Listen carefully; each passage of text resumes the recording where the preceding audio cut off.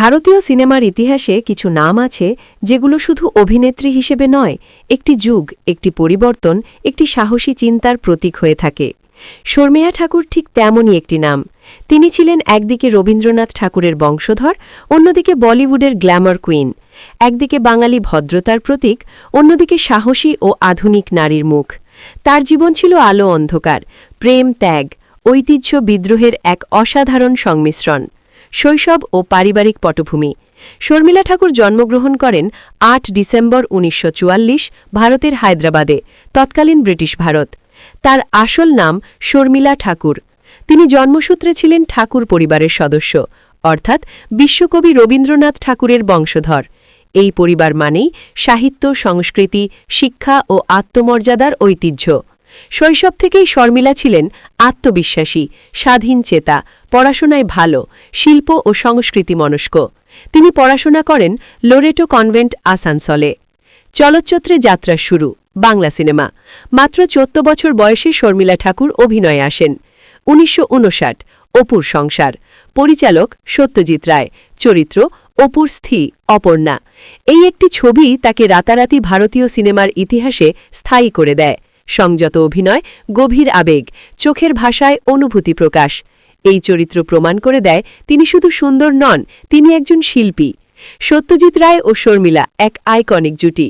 পরবর্তী কয়েক বছরে তিনি সত্যজিৎ রায়ের সঙ্গে একাধিক ছবিতে কাজ করেন। দেবী, অরণ্যের দিনরাত্রি, নায়ক। এই ছবিগুলোতে তিনি আধুনিক নারী, বিদ্রোহী মানসিকতা, সামাজিক প্রশ্ন তুলে ধরেন। বলিউডে প্রবেশ সাহসী এক সিদ্ধান্ত। ৬০-এর দশকে বাংলা আর্ট ফিল্ম ছেড়ে হিন্দি বাণিজ্যিক সিনেমায় যাওয়া তখন সহজ সিদ্ধান্ত ছিল না, কিন্তু শর্মিলা ঝুঁকি নেন। কাশ্মীর কি কালি ১৯৬৪। এই ছবির মাধ্যমেই তিনি বলিউডে সুপারস্টার হয়ে ওঠেন। শর্মিলা ঠাকুর গ্ল্যামার ও বিতর্ক। তিনি ছিলেন বলিউডের প্রথম সারির অভিনেত্রী যিনি বিকিনি পরে ম্যাগাজিন কভারে আসেন, সাহসী চরিত্রে অভিনয় করেন, সমাজের তথাকথিত ভদ্রতা ভাঙেন। ১৯৬৬ সালে ফিল্মফেয়ার ম্যাগাজিনে বিকিনি ফটোশ্যুট তখন তুমুল বিতর্ক সৃষ্টি করে, কিন্তু শর্মিলা স্পষ্ট বলেছিলেন, একজন নারী কী পরবে সেটা তার নিজের সিদ্ধান্ত। রাজেশ খান্নার সঙ্গে সুপারহিট জুটি। বলিউডে তার সবচেয়ে জনপ্রিয় জুটি ছিল রাজেশ খান্নার সঙ্গে। সুপারহিট ছবি আরাধনা, আমার প্রেম, ছোটি বেহেন। বিশেষ করে আরাধনা তাকে এনে দেয় ফিল্মফেয়ার অ্যাওয়ার্ড। প্রেম, বিয়ে ও ধর্ম পরিবর্তন। এই অংশটি শর্মিলা ঠাকুরের জীবনের সবচেয়ে আলোচিত অধ্যায়। প্রেম, মনসুর আলী খান পতৌদি। তিনি প্রেমে পড়েন ভারতের প্রাক্তন ক্রিকেট অধিনায়ক ও পতৌদি নবাব মনসুর আলী খান পতৌদির সঙ্গে। এই প্রেম ছিল ভিন্ন সংস্কৃতির, ভিন্ন ধর্মের, সামাজিক বাধায় ভরা। ধর্ম পরিবর্তন। বিয়ের আগে শর্মিলা ঠাকুর ইসলাম ধর্মগ্রহণ করেন। তার নতুন নাম হয় বেগম আয়েশা সুলতানা। এই সিদ্ধান্ত নিয়ে তখন ব্যাপক বিতর্ক হয়, কিন্তু শর্মিলা বলেছিলেন, ভালোবাসার জন্য নয়, আমি মানুষটিকে সম্মান করার জন্য এই সিদ্ধান্ত নিয়েছি। এটি ছিল ব্যক্তিগত বিশ্বাস ও পারস্পরিক সম্মানের বিষয়। বিবাহ। ১৯৬৯ সালে শর্মিলা ঠাকুর ও মনসুর আলী খান পতৌদির বিবাহ হয়।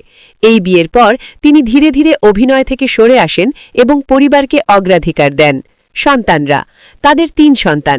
শাইফ খান, বলিউড অভিনেতা, জাতীয় পুরস্কারপ্রাপ্ত, নবাব পরিবারের উত্তরসূরি। সাবা আলী, জুয়েলারি ডিজাইনার, লাইমলাইটের বাইরে থাকতে পছন্দ করেন।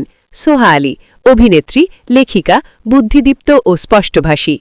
মা হিসেবে শর্মিলা ঠাকুর। তিনি ছিলেন কঠোর নন, কিন্তু শৃঙ্খলবদ্ধ, আধুনিক চিন্তার, সন্তানদের স্বাধীনতা দেওয়ায় বিশ্বাসী। তিনি নিজে অভিনয় কমালেও সন্তানদের ওপর কখনো জোর চাপাননি।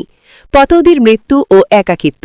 ২০১১ সালে মনসুর আলী খান পতৌদির মৃত্যু শর্মিলাকে ভীষণভাবে আঘাত করে। এই সময় তিনি বলেন, আমার জীবনের সবচেয়ে শক্ত মানুষটাকে আমি হারিয়েছি। অভিনয় প্রত্যাবর্তন। দীর্ঘ বিরতির পর তিনি আবার অভিনয়ে ফেরেন। বিরুদ্ধ, ব্রেকের বাদ, গুলমোহর। বয়সের সঙ্গে সঙ্গে তার অভিনয় আরও গভীর হয়েছে। রাজনীতি ও সামাজিক ভূমিকা।